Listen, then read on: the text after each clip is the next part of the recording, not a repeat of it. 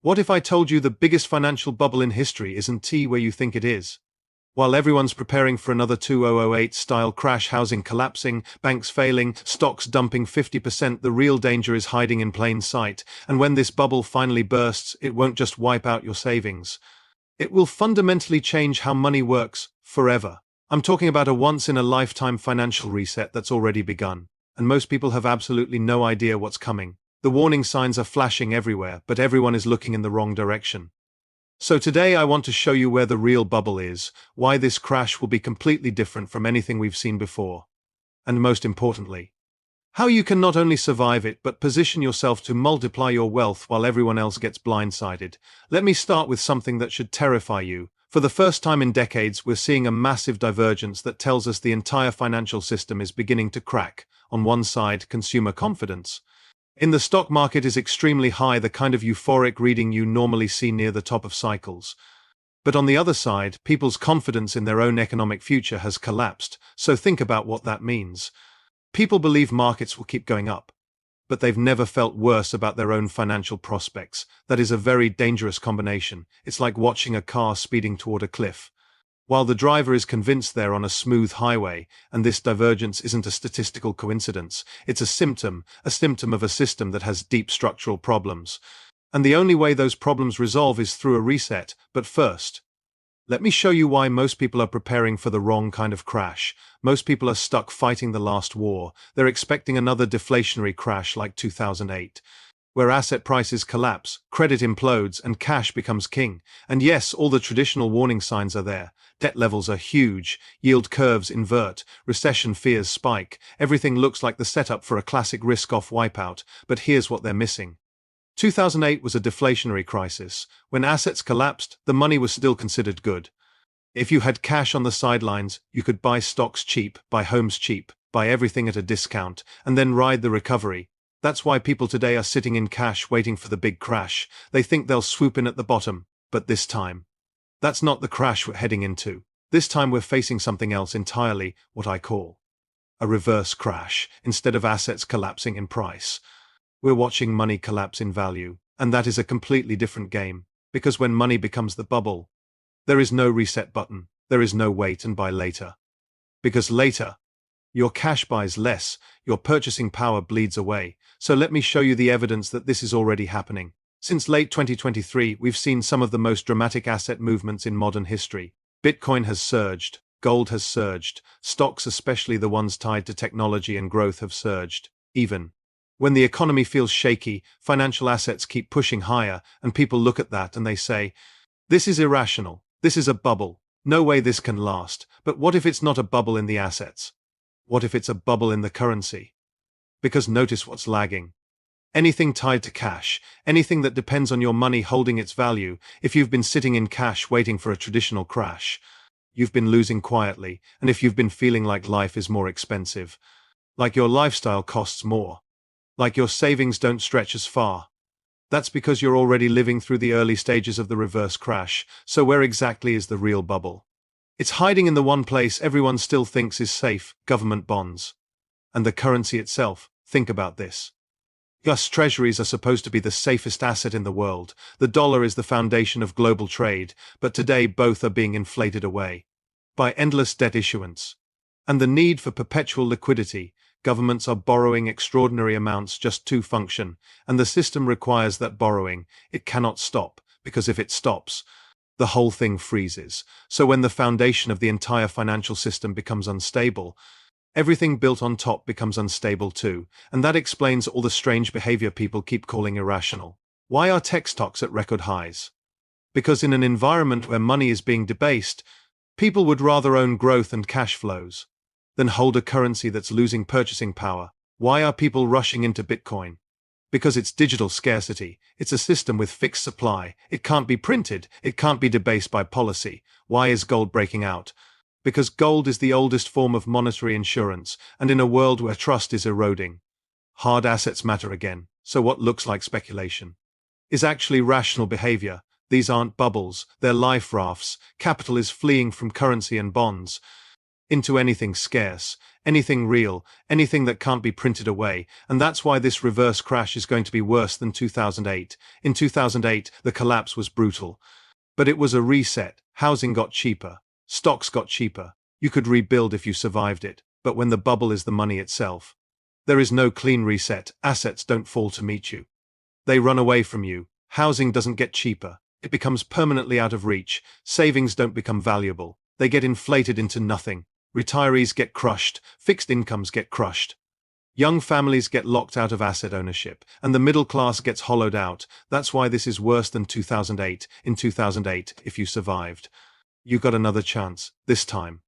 If you're not positioned in the right assets before the transition accelerates, you may never catch up. Now let me show you the deeper structural problem driving this. For decades, real income growth followed a trend. People could plan their future. They could expect their lives to improve over time. But since 2008, that trend broke. Wages didn't keep up. The real economy didn't keep up. And yet the financial markets exploded upward. So we created this massive disconnect. The financial economy got richer, while the real economy got squeezed, and you can see the mechanism behind it. Savings rates have fallen. People can't save, they can't invest, they spend more of their income just to survive, while the owners of assets keep compounding wealth, and when this filters into housing, it becomes devastating. Historically, a home cost roughly 4 times household income. Now that ratio has stretched massively, housing became far more unaffordable. And because housing is the biggest expense for most people, it destroys their ability to save, it destroys their ability to invest, so the people who already own assets become wealthier, and the people who don't get trapped. This creates psychological damage too. People feel like the future is closing. They stop believing life will improve. They lose trust in the system, and that fuels polarization, instability, anger. Wealth inequality rises, and history tells us what happens next when inequality reaches extreme levels. Eventually the system resets, not peacefully, not gently, but through policy change, through monetary change, through a structural shift that rebalances the whole game. We've seen it before. The last time wealth inequality hit extreme levels was around the Great Depression. Markets stopped, then collapsed, and then society demanded change, and what came next was a transformation. Higher taxes, higher regulation, a reshaping of the economy, painful. But it shifted the trajectory, so the question becomes, what is the catalyst this time? What forces the reset? And here's the crucial insight: if the system is overloaded with debt, then the only way out is inflation, financial repression, and currency debasement, because politically, default is impossible. No government wants to say, we're not paying our debts, so instead, they pay them back in weaker money. That's the stealth default. That's the hidden reset, and markets already see it. That's why capital is moving. That's why Bitcoin is rising. That's why gold is rising. That's why asset prices keep climbing despite economic stress. It's not greed, it's survival. It's fear, a rational fear that the foundation is cracking. Now you might be thinking, if this reset is coming, should we just sell everything and wait? That's exactly the wrong approach, because again, this is not a deflationary crash where cash becomes king. This is a reverse crash where cash becomes trash. The winners in this environment are the people who front-run the transition. By owning scarce assets, assets that can't be printed, assets that sit outside the traditional system, Bitcoin digital scarcity, gold hard money insurance, prime real estate scarce locations, businesses with real cash flow, assets that rise as currency falls. The losers are the ones sitting in cash, hiding in government bonds, or clinging to the old model of safety. Because safety in the old model depends on money holding value, and that's the bubble. The bubble is the belief that currency and bonds are risk-free.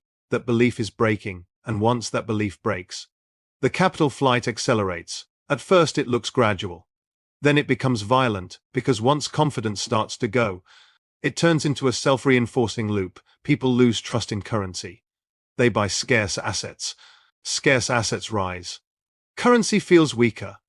More people panic. More capital flees, and eventually, you get a full-blown monetary reset. This is why timing matters. The people who position early benefit massively. The people who wait until it's obvious pay much higher prices. They get less exposure. They arrive late, and by the time the mainstream media is telling you to buy Bitcoin and gold, the biggest gains are already behind you. So what does all of this mean? It means we are witnessing the early stages of a fundamental shift in the monetary system. For over 50 years, we've lived in a world of fiat currencies backed by trust. Debt expanded endlessly, money supply expanded endlessly, and it worked. Until it didn't, every fiat system in history eventually collapses under its own weight. And what you're seeing today is the classic symptom of stress. Asset prices disconnect from reality, the real economy struggles, people lose trust, capital moves into alternative stores of value, traditional relationships break, and the system reaches a breaking point. Now, I'm not predicting the end of the world, I'm not saying civilization collapses. What I'm describing is a financial reset, a restructuring, a shift in how value and money function. These resets happen throughout history, and they often create massive opportunity for those who understand them early. But it requires one thing. You have to stop thinking in the old framework, because the old rules about safe assets were built for a world where money was stable, in a world where money itself is the bubble. The concept of risk flips completely, and this is the part that blows most people's minds. What if government bonds are the risky asset? What if holding cash is the risky asset? And what if owning scarce assets is the safe play? If you look at the last few years, the so-called risky assets outperformed massively, while the so-called safe assets quietly destroyed purchasing power. That's not random, that's the signal. And here's the opportunity most people are missing, because this transition is happening in phases. There's still time, not forever. But time, the smart money is already moving. That's why institutions are adopting Bitcoin. That's why central banks are buying gold. That's why hard assets keep holding up even when the economy looks weak. The question is whether you recognize the pattern before it becomes undeniable, because the moment it becomes undeniable, the reset phase accelerates and the people who waited become victims of the transition, while the people who positioned early become beneficiaries. This is your chance to get ahead of one of the biggest financial shifts in human history, not by gambling, not by chasing hype, but by understanding the forces reshaping the world and positioning accordingly, because we're not just talking about making money, we're talking about preserving and growing wealth. As the monetary system transforms, this is a once-in-a-lifetime event, a once-in-a-lifetime financial reset, and it's already underway. The only question left is, which side of it are you going to be on? Because the signs are all around you, the divergence between markets and reality, the flight into scarce assets, the breakdown of the old relationships, the shift from deflationary thinking to inflationary reality. This isn't about whether it continues, it's about how fast it accelerates, and how violently it reshapes the financial landscape for those who see it coming and position correctly. This could be the greatest wealth-building opportunity of your lifetime for those trapped in the old paradigm, waiting for a traditional crash that isn't coming. It could be financially devastating, so the choice is yours, but time is running out. The reset isn't a future event. It's happening now, and the window to position yourself before the crowd won't stay open forever. The once-in-a-lifetime financial reset is coming, worse than 2008, and the only question is, will you be a victim of it, or a beneficiary? And if you want the full context, if you want to understand what comes next, subscribe, because this story is only just beginning.